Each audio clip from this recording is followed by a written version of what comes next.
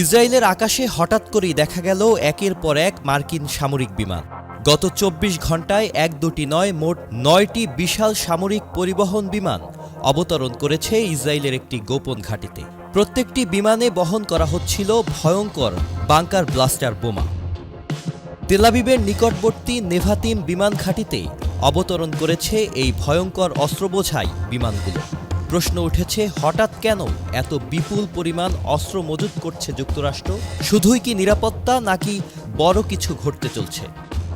বিশ্লেষকরা বলছেন, ইরান ও যুক্তরাষ্ট্রের পরমাণু আলোচনা ব্যর্থ হলে পরিস্থিতি আরও ভয়াবহ হতে পারে। তাই যুক্তরাষ্ট্র ও ইসরায়েল একযোগে সামরিক অভিযান চালানোর প্রস্তুতি নিচ্ছে, এমনটাই ধারণা করা হচ্ছে। যুক্তরাষ্ট্র এখনও এ বিষয়ে আনুষ্ঠানিক কোনো বক্তব্য দেয়নি, কিন্তু যে গতি আর পরিমাণে অস্ত্র সরবরাহ করা হচ্ছে তা কি নিছক প্রস্তুতি, নাকি সামনে আসছে মধ্যপ্রাচ্যের নতুন যুদ্ধের গল্প? Sajid Abdullah, channel I.